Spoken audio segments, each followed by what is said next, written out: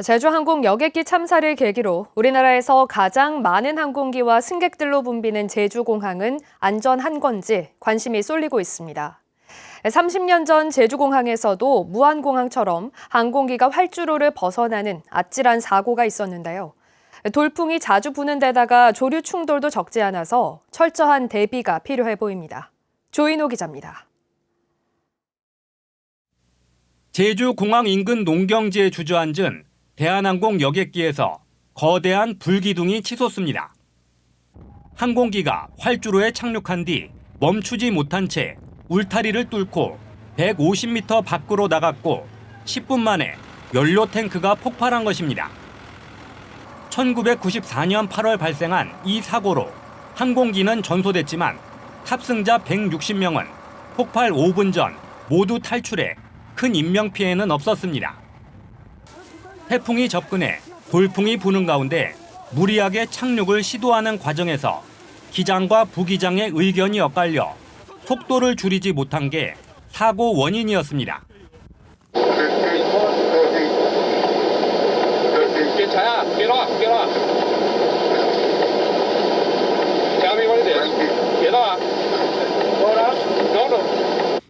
기장이 제동 조작을 하는 동안에 부기장은 기술을 들러 올리는 조작을 시도했다고 기장이 말을 하고 역시 부기장도 이를 시인한 바 있습니다.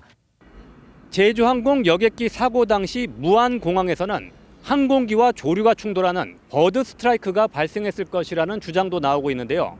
버드 스트라이크는 이곳 제주공항에서도 적지 않게 발생하고 있습니다.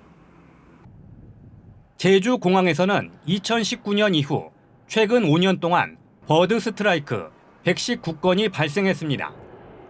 김포와 김해공항에 이어 전국 14개 공항 가운데 세 번째로 많았는데 다행히 사고로 이어지지는 않았습니다. 새를 쫓아내려고 폭음기로 큰 소리를 내고 순찰도 돌고 있지만 공항 주변으로 새가 날아오는 것까지 막을 수는 없습니다. 제주는 해안을 따라서 이동하는 새들이 쭉 있기 때문에 그러니까 한경면, 서쪽 지역이나 성산포 지역 그쪽에 있는 새들이 쭉 해안 따라서 이동하면서 제주공항 쪽 근처까지도 올 수가 있는 거죠. 제주공항은 활주로 바깥쪽에 콘크리트 둔덕을 쌓은 무안공항과 달리 평지에 항공기 유도시설인 로컬라이저를 설치해 항공기가 둔덕에 충돌할 위험은 없습니다. 하지만 과거에는 농경지만 있었던 공항 주변 지역까지 건물이 들어서면서 항공기가 울타리 밖으로 벗어나는 사고가 발생하면 피해가 커질 가능성은 있습니다. MBC 뉴스 조인호입니다. 제주항공 여객기 참사의 원인으로 항공기와 조류가 충돌하는 사고인 버드 스트라이크 가능성이 제기되고 있는데요.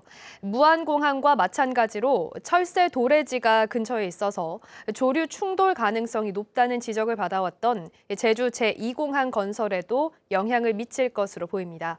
조인호 기자입니다. 바다 위를 하얀 새들이 무리지어 날아다니고 있습니다.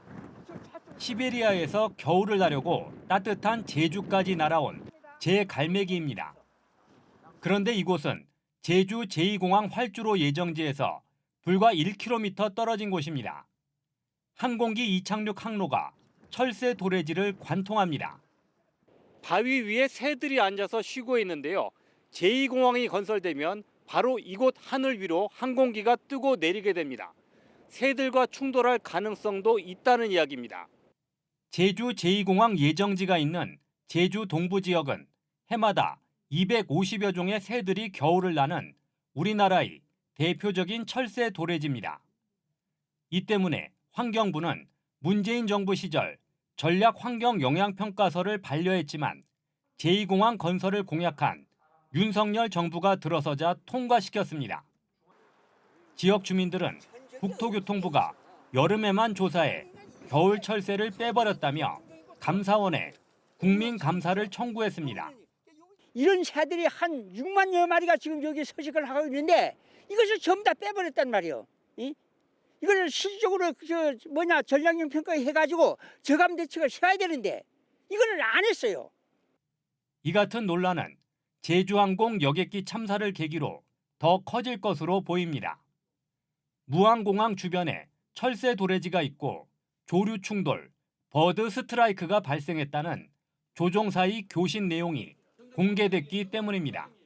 조종사가 조류 충돌로 인한 비상선언 및 폭행을 통보했습니다. 메이데이, 메이데이, 메이데이 세 번 선언했고요. 버드 스트라이크, going around 용어를 썼습니다. 제2공항 반대단체들이 윤석열 대통령 탄핵을 계기로 제2공항 절차 중단을 요구하고 있는 가운데 조류 충돌 문제는 앞으로 진행될 환경 영향평가에서 가장 큰 쟁점이 될 것으로 보입니다. MBC 뉴스 조은우입니다. 제주항공 여객기 참사 당시 무안공항의 항공기 유도 시설인 로컬라이저를 콘크리트 둔덕에 설치하는 바람에 피해가 커졌다는 지적이 나오고 있습니다. 제주공항은 과연 안전한지 관심이 쏠리고 있습니다. 조인호 기자입니다. 제주공항 상공에서 항공기가 접근합니다. 활주로에 정확하게 내려앉으려면 지상에서 전파를 발사해 유도해야 합니다. 이에 따라 제주공항 활주로 동쪽과 서쪽 끝부분에는 전파를 발사하는 로컬라이저가 하나씩 설치되어 있습니다. 제주공항 활주로 동쪽에 설치되어 있는 로컬라이저인데요. 위쪽에는 항공기를 유도하는 안테나들이 있고요.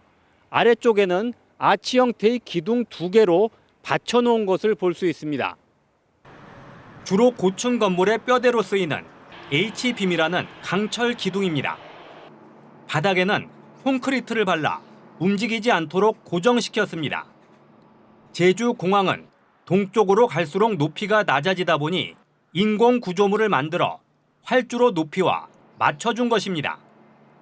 반면 활주로 서쪽의 로컬라이저는 별도의 구조물 없이 땅 위에 안테나만 꽂아 놓았습니다. 설치가 용이하게끔 튼튼하게끔만 설치하면 그게 이제 부서지기 쉬운 재질이냐? 저는 아닐 것 같아요. 무안공항 같은 유사한 사고가 났을 경우에 항공기가 거기도 대파가 되지 않을까 싶습니다. 제주공항에서는 지난 1994년 태풍 속에 착륙하던 대한항공기가 활주로를 이탈한 뒤 울타리 밖까지 나가 폭발하는 사고가 있었습니다. 제주공항은 바람의 방향과 세기가 갑자기 바뀌는 급변풍이 자주 불어 항공기가 활주로를 이탈하는 사고가 발생할 수 있다는 이야기입니다. 제주항공 여객기 참사를 계기로 국토교통부는 제주를 비롯한 전국 14개 공항을 전수조사해 로컬라이저의 위치와 재질이 적절한지 검토하겠다고 밝혔습니다. MBC 뉴스 조은우입니다. 제주항공 여객기 참사를 계기로 공항 시설의 안전성에 대한 논란이 일고 있는데 그동안 제주공항에서도 여러 가지 문제점이 있어 왔습니다. 제주공항 관제탑은 사각지대가 있지만 신축 공사가 늦어지고 있고 레이더에서 사각지대가 발견되기도 했습니다. 조인호 기자입니다. 제주항공 여객기에서 승객들이 내리고 있습니다. 활주로에서 급정거하다 앞바퀴가 파손되자 승객들을 내려준 것입니다.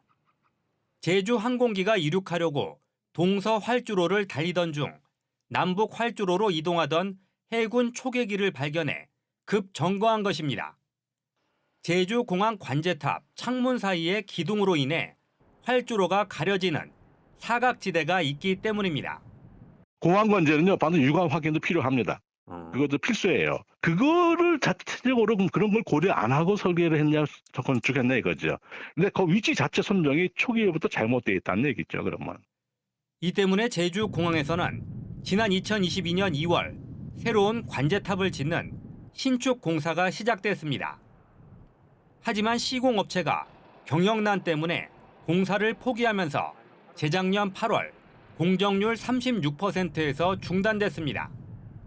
관제탑 공사를 하던 대형 크레인이 이처럼 멈춰선 지도 벌써 1년 반 가까이 지나고 있는데요. 문제는 공사가 언제쯤 재개될지 아직도 알 수 없다는 것입니다. 지난해 9월 남은 공사를 입찰에 붙였지만 낙찰을 받은 업체들마다 공사비가 적다며 포기하고 있기 때문입니다. 집순이들이 다 포기를 하는 바람에 수준이 업체는 지금 하겠다는 게 있어서 그 달성에서 검토를 중이고 그래서 그거 공사를 얼마 할 수 있는지 찾았는데 그게 안 나오면 포기를 할 수 있는 거죠. 제주 공항 레이더에서 일부 항공기의 항적이 끊기고 관제탑을 신축하면 사각지대가 생기는 문제점도 지난해 4월 감사원 감사에서 드러났습니다. 관제탑 신축 부지를 선정하기 전에 전파 환경 분석을 하지 않았기 때문입니다. 제주지방항공청은 지금은 문제점을 해결했다고 밝혔지만 이 과정에서 새로운 레이더로 교체하는 작업이 1년 정도 늦어져 올해 말에나 가동될 예정입니다. MBC 뉴스 조현우입니다.